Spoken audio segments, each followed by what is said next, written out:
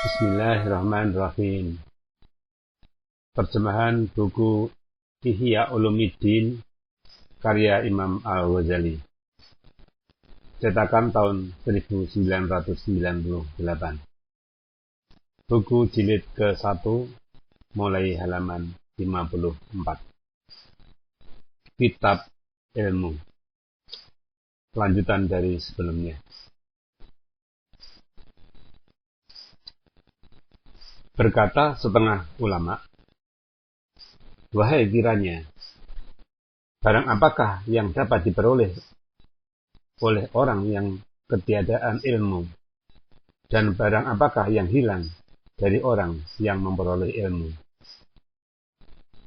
Bersabda Nabi SAW, barang siapa dihadiahkan kepada Al-Quran, dihadiahkan kepadanya Al-Quran, lalu ia memandang ada lain yang lebih baik daripadanya, maka orang itu telah menghinakan apa yang dibesarkan oleh Allah Ta'ala. Bertanya Fathul Mausuli radhiyallahu anhu, bukankah orang sakit itu apabila tidak mau makan dan minum, lalu mati? Menjawab orang yang di sekelilingnya, benar. Lalu menyambung Fathul Mausuli, begitu pula hati, apabila tidak mau kepada hikmah dan ilmu dalam 3 hari, maka matilah hati itu.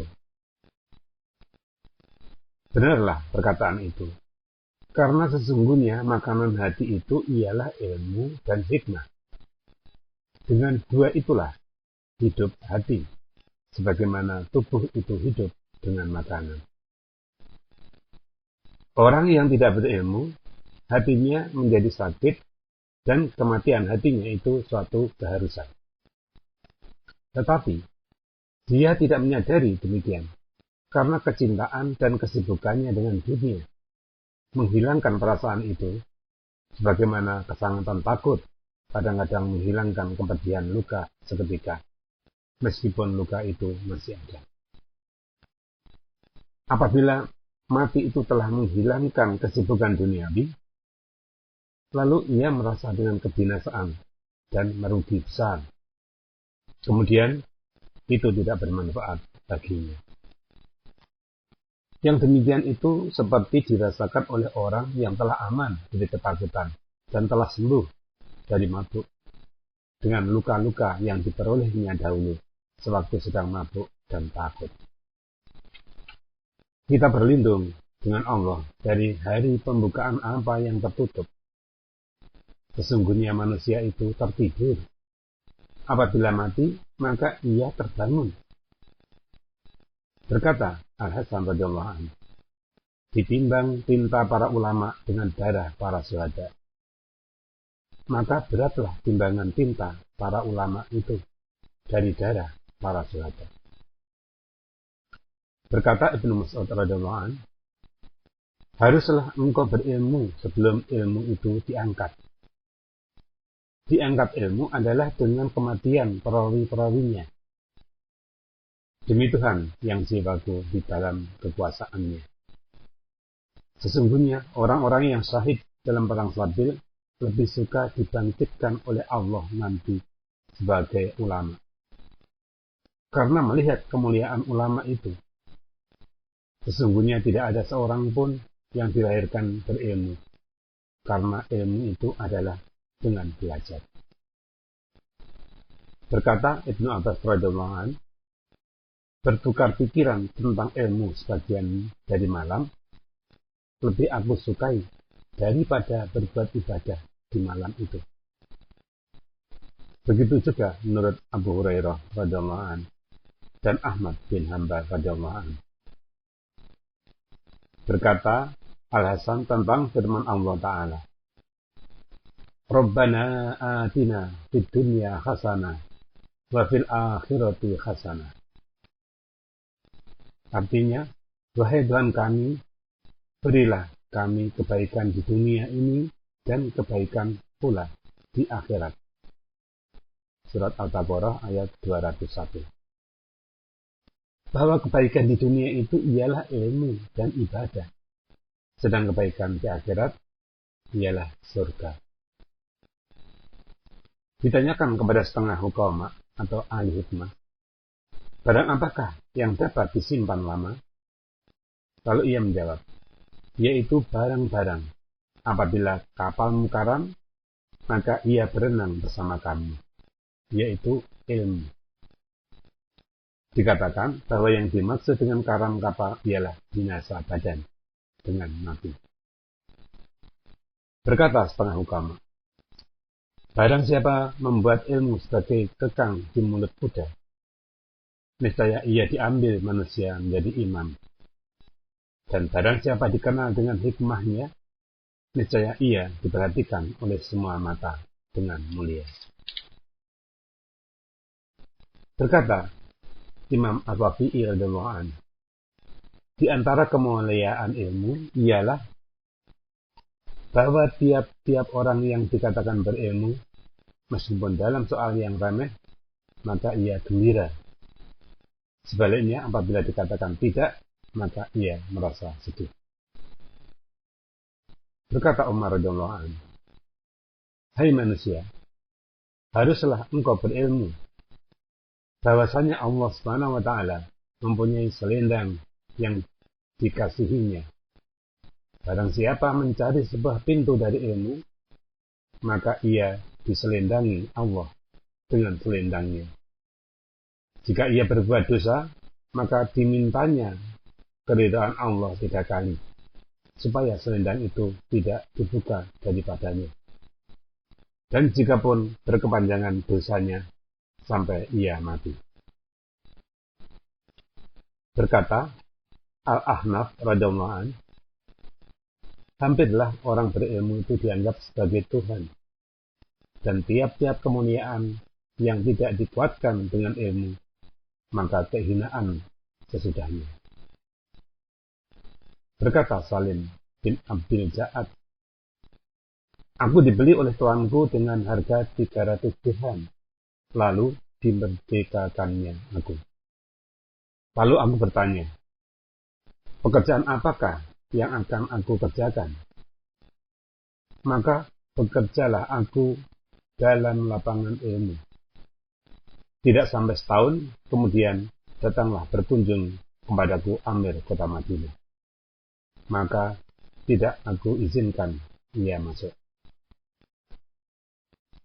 Berkata Zubair bin Abi Bakar, ayahku di Irak menulis surat kepadaku. Isinya diantaranya adalah, haruslah engkau berilmu, karena jika engkau memerlukan kepadanya, maka ia menjadi harta bagimu. Dan jika engkau tidak memerlukan kepadanya, maka ilmu itu menambahkan keelokanmu. Diceritakan juga yang demikian dalam nasihat Luqman kepada anaknya. Berkata Luqman, hai anakku, duduklah bersama ulama. Rapatlah mereka dengan kedua lututmu. Sesungguhnya Allah Subhanahu wa taala menghidupkan hati dengan nur hikmah atau sinar ilmu, seperti menghidupkan bumi dengan hujan dari langit. Berkata setengah hukama, apabila meninggal seorang ahli ilmu, maka ia ditangisi oleh ikan di dalam air dan burung di udara. Wajahnya hilang, tetapi sebutannya tidak dilupakan. Berkata Az-Zuhri, ilmu itu jantan, dan tidak mencintainya selain oleh laki-laki yang jantan. Keutamaan belajar. Ayat-ayat yang menerangkan keutamaan belajar yaitu firman Allah Ta'ala. Falaula nafara min kulli firqatin minhum ta'ifatun liyatafaqahu fid-din. Artinya, mengapa tidak pula berangkat satu rombongan dari tiap-tiap golongan itu untuk mempelajari perkara agama? Surat At-Taubah ayat 122. Dan firman Allah Azza wa Jalla, Fas'alu ahlal dzikri in kuntum la ta'lamun. Artinya, maka bertanyalah kamu kepada ahli ilmu jika kamu tidak tahu.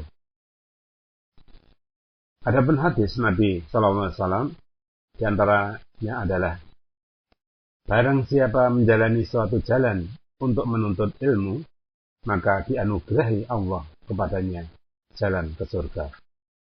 Diriwayatkan Muslim dari Abi Hurairah.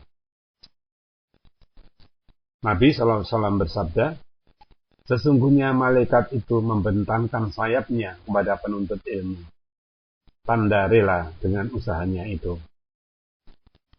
Dan sabda Nabi SAW, bahwa sesungguhnya engkau berjalan pergi mempelajari suatu bab dari ilmu adalah lebih baik daripada engkau melakukan sholat 100 rakaat.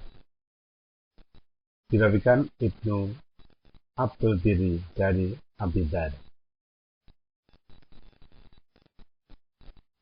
Bersabda Nabi SAW, suatu bab dari ilmu yang dipelajari seseorang adalah lebih baik baginya dari dunia dan isinya.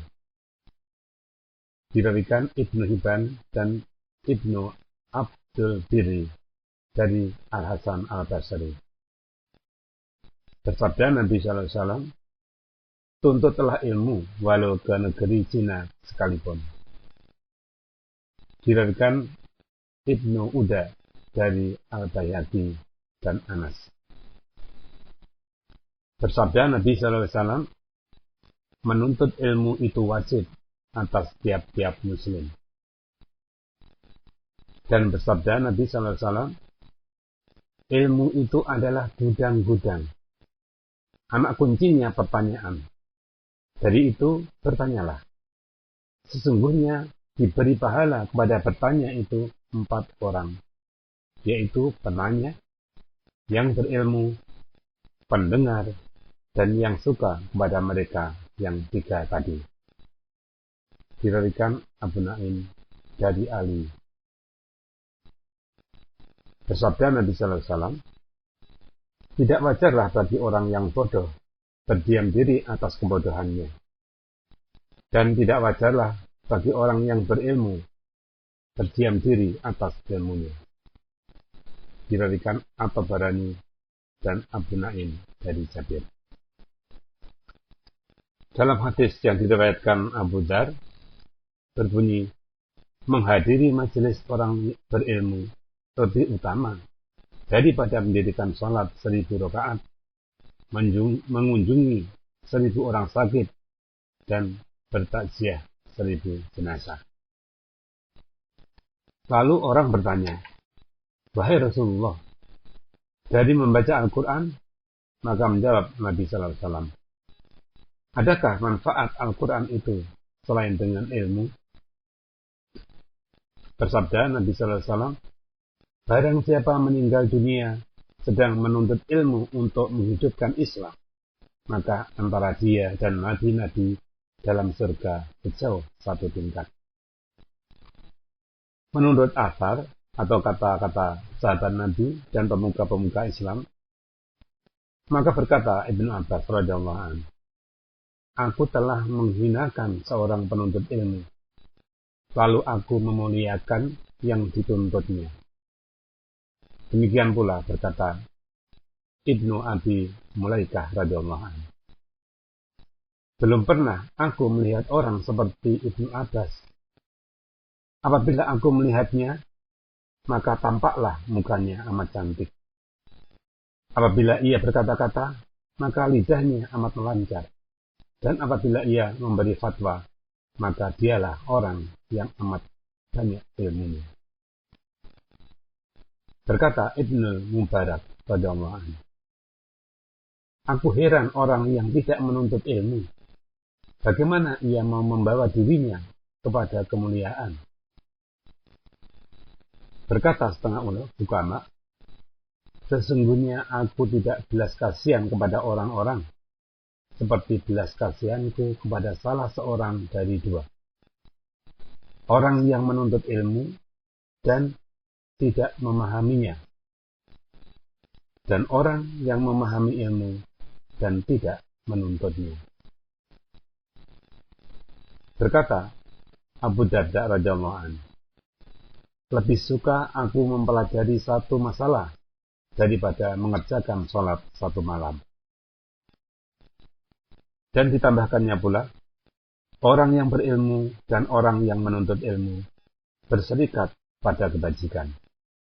Dan manusia lain adalah bodoh. Tidak ada kebajikan padanya. Dan katanya lagi, hendaklah engkau orang berilmu atau belajar atau mendengar ilmu. Dan janganlah engkau orang keempat atau tidak termasuk salah seorang daripada yang tiga tadi, maka binasalah engkau. Berkata Atta, suatu majelis ilmu itu akan menutupkan dosa 70 majelis yang sia-sia. Berkata Umar radhiyallahu anhu, meninggalnya 1000 abid yang malamnya mengerjakan sholat dan siangnya berpuasa adalah lebih mudah daripada meninggalnya seorang alim yang mengetahui yang dihalalkan dan yang diharamkan Allah. Berkata Imam As-Syafi'i radhiyallahu anhu, menuntut ilmu adalah lebih utama daripada berbuat ibadah sunnah. Berkata Ibnu Abdul Hakam radhiyallahu anhu, adalah aku belajar ilmu pada Imam Malik, lalu masuk waktu zuhur, maka aku kumpulkan semua kitab untuk mengerjakan sholat. Maka berkata Imam Malik, hai, tidaklah yang engkau bangun hendak mengerjakan itu lebih utama daripada apa yang ada engkau di dalamnya, apabila niat itu benar. Berkata Abu Darda radhiyallahu anhu, barang siapa berpendapat bahwa pergi menuntut ilmu bukan jihad, maka adalah dia orang yang kurang pikiran dan akal. Keutamaan mengajar. Ayat-ayat yang menerangkan keutamaan mengajar, yaitu firman Allah Azza wa Jalla, وَلِيُنْذِرُوا qaumahum idza raja'u ilaihim la'allahum yahdharun. Artinya, supaya mereka dapat memberikan peringatan kepada kaumnya bila telah kembali kepada mereka. Mudah-mudahan mereka berhati-hati atau menjaga diri. Surat At-Taubah ayat 122. Yang dimaksud ialah mengajar dan memberi petunjuk. Dan firman Allah Ta'ala, wa in akhadallahu mitsaqal ladzina utul kitaba fatubayyinu lahu linnasi wala taktumuna. Artinya, tatkala diambil oleh Allah akan janji dari mereka yang diberikan kitab supaya diterangkannya kepada manusia dan tidak disembunyikannya. Surat Ali Imran ayat 187. Ini membuktikan akan kewajiban mengajar. Dan firman Allah Ta'ala, wa inna fariqam minhum fayaktumuna haqqa wa hum ya'lamun. Artinya, sesungguhnya suatu golongan dari mereka menyembunyikan kebenaran, sedang mereka itu mengetahuinya. Surat Al-Baqarah ayat 146. Ini menunjukkan haram menyembunyikan ilmu, seperti firman-Nya tentang menjadi saksi. Famay yaktumha fa innahu asimun qalbuh. Artinya, dan barang siapa menyembunyikan kesaksian atau tidak mau menjadi saksi, maka berdosalah hatinya, atau ia menjadi orang yang berdosa. Surat Al-Baqarah ayat 283. Bersabda Nabi SAW, tidak diberikan oleh Allah kepada seseorang yang berilmu akan ilmu, melainkan telah diambilnya janji seperti yang diambilnya kepada nabi-nabi, bahwa mereka akan menerangkan ilmu itu kepada manusia dan tidak akan menyembunyikannya. Diriwayatkan Abu Naim dari Ibnu Mas'ud. Dan firman Allah Subhanahu wa taala, "Wa man ahsanu qawlan mimman tad'a ila Allahi wa 'amilan shalihan." Artinya, siapakah yang lebih baik perkataannya daripada orang yang memanggil kepada Allah dan dia berbuat amalan yang saleh.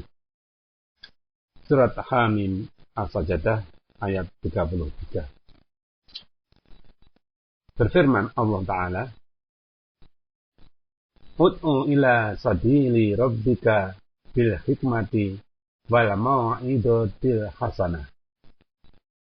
Artinya, serukanlah ke jalan Tuhanmu dengan bijaksana dan pengajaran yang baik. Berfirman Allah Ta'ala, "Wa yu'allimuhumul kitaba wal hikmah." Artinya, diajarinya mereka akan kitab dan kebijaksanaan. Surat Al-Baqarah ayat 129. Adapun hadis yang menerangkan keutamaan mengajar, yaitu sabda Nabi SAW kepada Mu'adz ketika diutusnya ke Yaman. Bahwasanya dengan sebabmu diberi petunjuk oleh Allah akan seseorang, lebih baik bagimu daripada dunia dan isinya. Diriwayatkan Ahmad dari Mu'adz. Bersabda Nabi SAW, barang siapa mempelajari satu bab dari ilmu untuk diajarkannya kepada manusia, maka ia diberikan pahala 70 orang siddiq atau orang yang selalu benar atau membenarkan Nabi seumpama Abu Bakar Siddiq.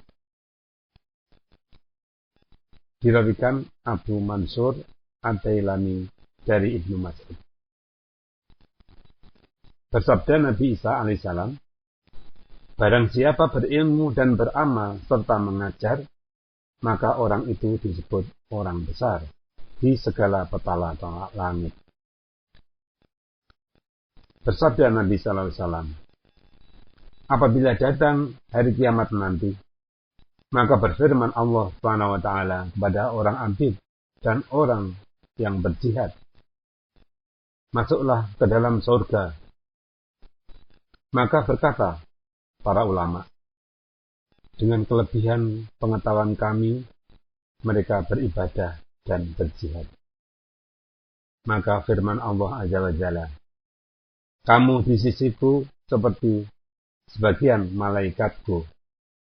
Berbuatlah syafaat, niscaya kamu mendapat syafaat. Lalu mereka berbuat syafaat, kemudian mereka pun masuk surga. Dan ini sesungguhnya adalah dengan ilmu yang berkembang dengan memberi pengajaran. Tidak ilmu yang beku, yang tidak berkembang. Bersabda Nabi SAW, bahwa Allah Azza wa Jalla tidak mencabut ilmu dari manusia yang telah dianugerahinya. Tetapi ilmu itu pergi dengan perginya atau matinya para ahli ilmu. Tiap kali pergi seorang ahli ilmu, maka pergilah bersamanya ilmunya. Sehingga tidak ada yang tinggal lagi selain dari kepala-kepala yang bodoh. Jika ditanya lalu memberi fatwa dengan tiada ilmu, maka sesatlah mereka sendiri dan menyesatkan pula orang lain. Diriwayatkan Al-Bukhari dan Muslim dari Abdullah bin Amr.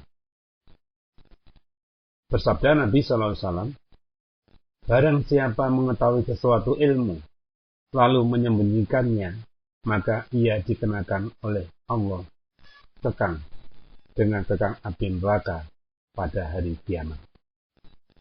Diriwayatkan Abu Dawud dan At-Tirmidzi dari Abu Hurairah. Bersabda Nabi SAW, Sebaik-baik pemberian dan hadiah ialah kata-kata berhikmah. Engkau dengar, lalu engkau simpan baik-baik. Kemudian engkau bawakan kepada saudaramu muslim. Engkau ajari dia. Perbuatan yang demikian menyamai ibadah setahun. Diriwayatkan At-Tabarani dari Ibnu Abbas. Bersabda Nabi SAW, dunia itu terkutuk bersama isinya, selain berzikir kepada Allah Subhanahu wa Ta'ala, dan apa yang disukai Allah, atau menjadi pengajar atau pelajar. Diriwayatkan At-Tirmidzi dari Ibnu Majah dan Ibnu Majah dari Abu Hurairah. Bersabda Nabi SAW, bahwasanya Allah Subhanahu wa Ta'ala, malaikat-malaikatnya, isi langit dan buminya, sampai kepada semut di dalam lubang dan ikan di dalam laut, semua berdoa kebajikan kepada orang yang mengajarkan manusia. Diriwayatkan At-Tirmidzi dari Abi Amamah. Bersabda Nabi SAW, tiadalah seorang muslim memberi faidah kepada saudaranya yang lebih utama dari pembicaraan yang baik, yang sampai kepadanya, lalu disampaikannya kepada saudaranya itu. Diriwayatkan dari Muhammad bin Munkar. Bersabda dari Muhammad bin Al-Muntagir. Bersabda Nabi SAW, sepatah kata kebajikan yang didengar oleh orang mukmin, lalu diajarinya dan diamalkannya, adalah lebih baik baginya dari ibadah setahun. Diriwayatkan Ibnu Mubarak dari Zaid bin Aslam. Pada suatu hari Rasulullah keluar berjalan-jalan lalu melihat dua majelis. Yang satu, mereka itu berdoa kepada Allah dan ingin kepadanya hati. Yang kedua, mengajarkan manusia. Maka bersabda Nabi SAW, adapun mereka itu bermohon kepada Allah Ta'ala, jika dikehendakinya, maka dikabulkannya.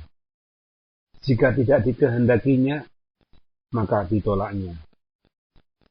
Sedang mereka yang satu majelis lagi mengajarkan manusia, dan aku ini diutuskan untuk mengajar.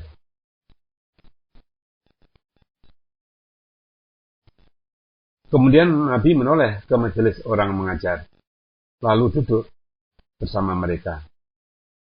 Bersabda Nabi SAW, contohnya aku diutuskan oleh Allah dengan petunjuk dan ilmu, adalah seumpama hujan lebat yang menyirami bumi.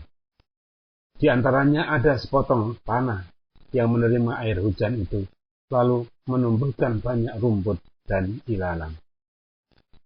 Diandung air itu, lalu dimanfaatkan oleh Allah Azza wa Jalla kepada manusia.